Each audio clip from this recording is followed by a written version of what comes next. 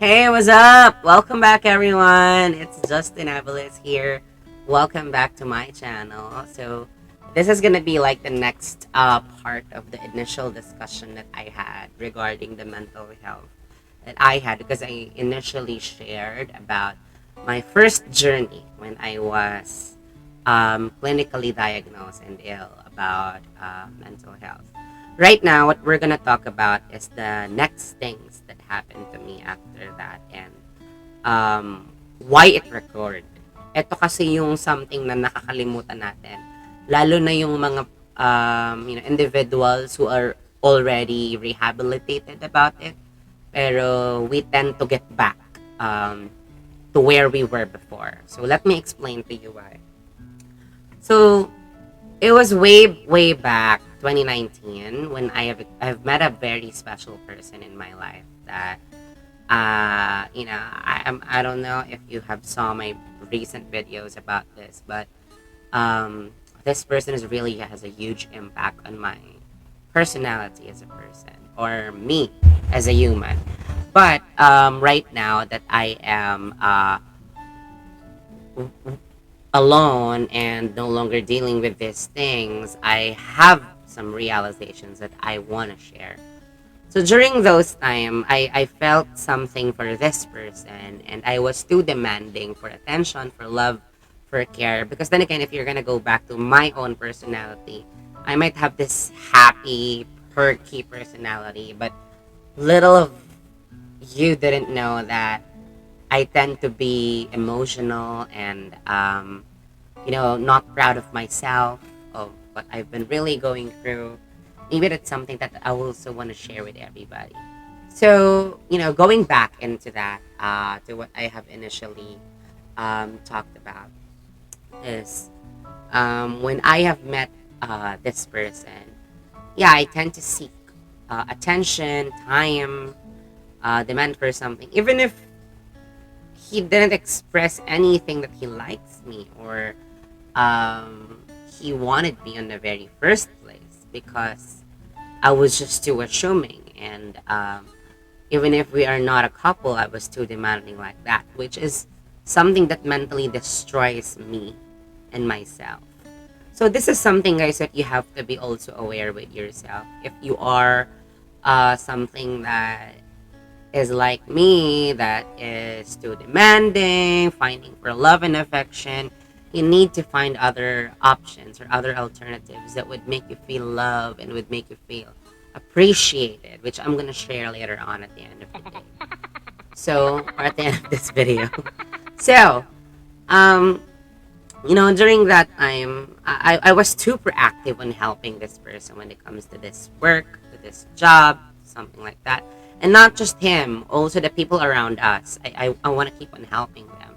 But I got mentally drained because I keep on sacrificing my schedule, the things that I never do before, which I have done for him and for his people and for my people too, which are things that I had never uh, ever done in my entire existence. So it went me to, or it brought me to a point where I felt so empty. Na tayo kasi as a person, or to those that are like me, we tend to keep on giving and giving and giving and giving and giving. No matter how much you say that I'm not expecting something in return from you, a simple thank you will do. Don't deny it. That still at the end of the day, there is this at least short or a bit of expectation that you would have from them. Na, why have you not done this to me? Or why were you like that? I mean, such situations like that you might probably encounter. So, having that, since I feel so empty and I don't know what else to do that time anymore, I decided to reconsult again to my neuropsychiatry because I'm not taking my medicines already for like 2 years during that time. And I feel like, okay, I'm good enough. I'm no longer gonna do my follow-up checkup. But no, it's wrong. Because guys, once you start taking maintenance medication, It's not immediately gonna end. Okay, always remember that. It's just something that you guys should know from your physician when and when not to take it, because it has to be gradual, which is what I'm gonna further talk about later on. So going back, for that, when I consulted with him, I was surprised that it's no longer just depression and anxiety disorder that I have. I even have a bipolar disorder. So to those who doesn't know bipolar disorder, it actually includes depression, right? Or the depressive state of a person. You have this manic episode wherein you tend to do a lot of things. Let's say, for example, in my situation, I am currently working, and even if those things that were not assigned to me, I was too proactive to take care of it, even if it's not expected from me in the first place. Because I want everybody to please me, and I want everybody to be happy for me and feel loved by them. And second is, when you go to a depressive state, if you are very, very on your manic state, there is a tendency that you immediately go down to the depressive state wherein you don't literally want to do anything. Like in my situation, you tend to just drag yourself to report to work because you have no choice but to report to work. But your mind is not there. You're not mentally and emotionally present during your meetings and during your discussions, but you are just there physically. So it's hard to manage that situation. I never knew that it was a bipolar disorder already during that time. So my physician suggested me some stuff that I can do. So I had my physical therapy as well, because again, the physical pain manifested again in my body. So guys, as you can see, if you withdraw immediately from the medication and the journey, there would be something that you would get back with, and not maybe not exactly as how it were before, but it would be going back to where it was. So you really have to start taking care of yourself for it, because not everybody gets the chance to know what their exact status are, because some of us are afraid with the stigma na ay baliw yan, ano yan, hindi yan yung hindi yan normal na tao or what, which is something that we want to prevent nowadays. So yung mga medications that were prescribed to me on physical therapy, it was 12 sessions that I had just for that to be taken care of. It was like every twice a week, I guess. And then counseling with my neuro. Actually, I'm so grateful with my neuro because I can even consult with him in Viber without me paying anything. Okay, maybe he's our friend already. So I don't think that's something I could share with you guys, but I'm friends with my neuro already, and I don't know, we really have a huge age gap, but we are kind of in the same boat, and he even shares some personal experiences with me. But I think it's part of their medical practices for them to further get the buy-in of their patients and make them feel that they're not alone like us. So I think um, this is what is really needed right now. We need to raise awareness when it comes to mental health. Don't even afraid to ask, because the reason why I also post this kind of video is that um, most people around me are asking about it. What did I do? Paano ko nilabanan yung ganong situation, ganyan. And one of my superiors even asked me for that. I was surprised during that time that even my superiors are feeling the same thing like what I had. So it doesn't choose any position, any status on your life, or any kind of person, whoever you are. Mental health is there. You can never avoid that. But there is a way for you to manage it.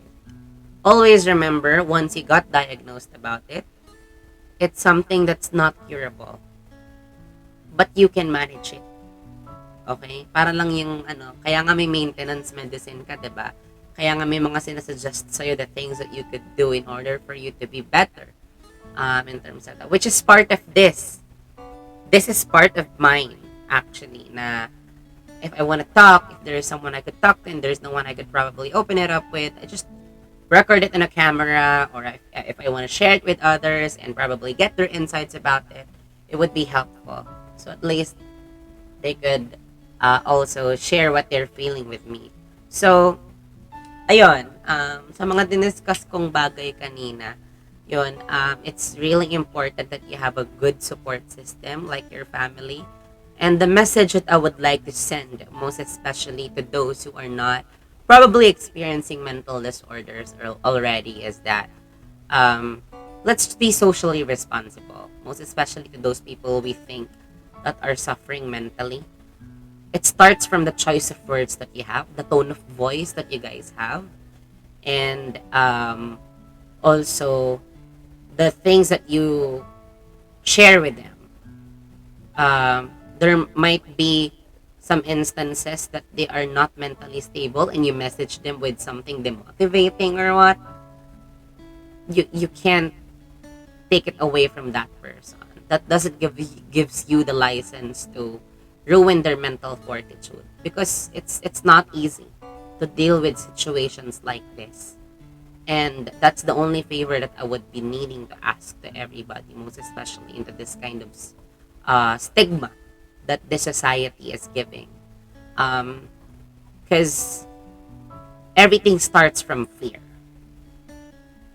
And fear is being caused by intimidation. Either intimidation or unpleasant experience or bad experience. It would cause fear. Now, that fear is something that you cannot just move on in just overnight. That fear would recur. And that is what you call anxiety. And if that anxiety leads you to an extreme and a deep sadness or loneliness that you don't want to do anything anymore, that's depression. So, I hope this kind of video or this kind of discourse helps others to realize how mental health is really important nowadays. And to those that are experiencing mental health issues like me right now, know your rights and know your the things that you can have, because like me, I have my medical certificates, and since my disability was part of my um, journey already, I even filed for or get an ID about it. So we have privileges, we have reimbursements when it comes to our consultations and medicines, and also discounts that we can get whenever we purchase medicines, because it's a valid disability that you guys could have. Never be afraid, to approach someone.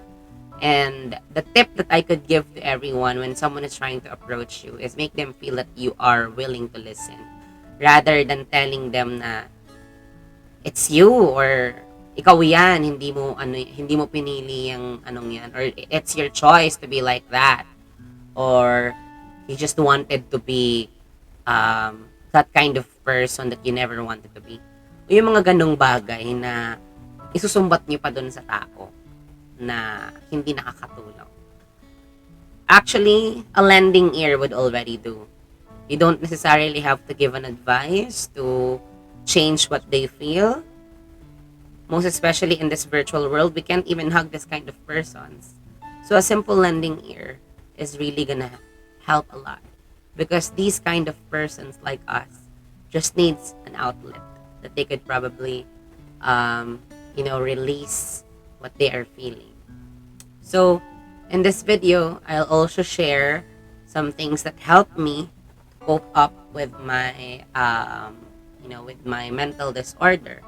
So some of them are me doing some physical exercises and then watching some vlogs about it, and videos that are uh, tutorials when it comes to dealing with this kind of situations, but more on us relaxing our mind. So meditation is actually a really great help when it comes to dealing with this kind of um, stress and mental disorder that you guys had. Whenever it's end of your shift or it's something that you no longer do normally, find other things that you want to do or that you love to do, like basketball, singing, live streaming, or anything that makes you happy, or catch up with your family. Because that's also one of the things that I have forgotten when I was clinically diagnosed. I was so afraid to share it with my family, even if they're so open and they're so welcoming, because I feel like I am the breadwinner of my family and I am so strong, and I can't let them feel that I am breaking down.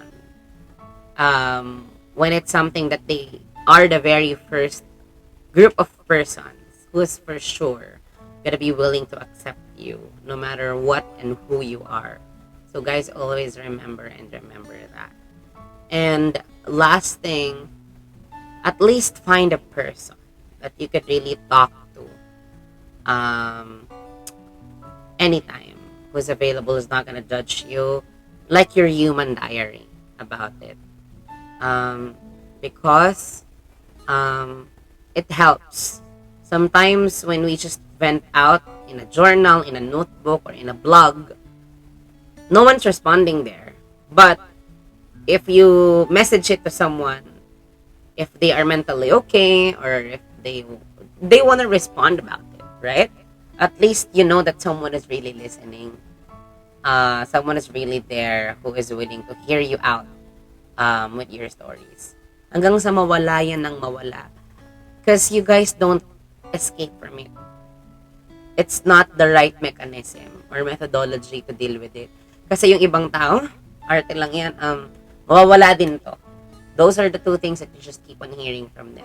But no, it's not, because the more that we avoid it and the more that we cancel that from ourselves, the more that it prolongs. Because we decide not to deal with it. And it's just that we don't want to feel bad, or we don't want to feel ashamed of ourselves that we are disabled or mentally disordered. I think it's not the right term. It's just you are having something different in yourself. And take it as a gift, because if you're gonna look at me, yeah, I can still manage things. I have my job. I have business. I still talk to people and do live streams. So if you notice, these are things that I love to do. And my primary thing, which is my job, is my source of income. So my job is very, very, very stressful. Everybody knows that. It's too toxic every day. Like, you get feedback, you get something like this. You can't blame the other persons. I mean, they don't have to adjust with you from time to time.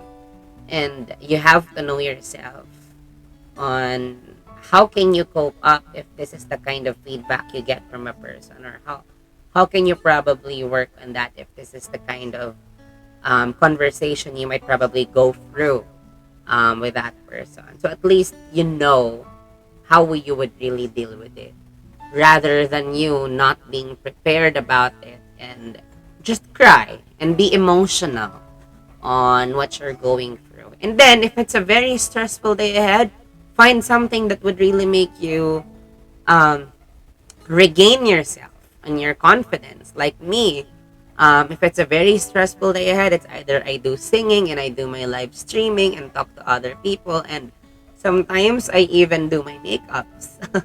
Even if there's no events, it's just that the feeling of you getting confident again with yourself is what's really important. So I'd like to end this video by saying that we can't please everybody. Your feelings are all valid. And mental health is what you should prioritize aside from your physical health. Because it's more feeling of tiring if you're mentally exhausted rather than you physically exhausted. Everybody knows that. And one thing that you should never forget, even if when I was on my political science class or in one of my classes when I was attending to my political science degree before, there was this discourse or discussion when it was mentioned that religion was just made for people to have hope. Well, if that theory just made for people to have hope, then have it, right? Kasi kung yun yung nagbibigay ng lakas sa iyo di ba? I mean, nothing against with agnostics, with born again Christians, with Catholics, INCs, whatever religion you have. As long as that is what gives you hope, then keep it because spiritual life is also part of your mental health. If it's something that you are not boosting, your mental health would always be also drained because that is where hope is coming from, which you have to hear some words of wisdom, word of God, something like that. That would really, really help you. That's one of the biggest advice that I could give with everybody as well for today. Because in my own experience, I've been dealing with this for the longest time. It's something that I forgot, which right now I am trying to deal with. And now, guys, I am attending some groups about it, which I'm actually open for. I don't exactly know what would be the right thing to say about it, but thank you so much for helping me redeem myself to those people who helped me with that. Now, your mental health is not perfectly stable. It would be this, it would be this. It's an up and down situation and scenario. It's just up to you and how you could cope up. There are some things I've mentioned here in this video on how you could probably cope up with your mental health or stress, depression, anxiety. You could definitely look for it, guys. And know yourself. Because above everyone else, you're the one who knows yourself. So know the things that makes you happy, makes you feel loved and valued, and do those things. Because that's what's gonna make your mental health get boosted. So I hope I'm not a professional here when it comes to mental health. Again, I'm gonna drop down here the available hotlines you guys could probably reach to whenever you need help in terms of mental support or if it's about suicide hotlines. We have that available in the Philippines, and I hope you guys could utilize it. I'll be sharing it to you on this description box, and then be part as well of some support groups in order for you guys to feel that you're not alone in your journey. So once again, my name is Justin Aviles, and to those who doesn't subscribe yet in this vlog or in this YouTube channel, please hit like and subscribe in this channel and hit the notification bell for you to get notified on my next videos and my next episodes. Thank you so much and have a great day and you stay safe. Goodbye.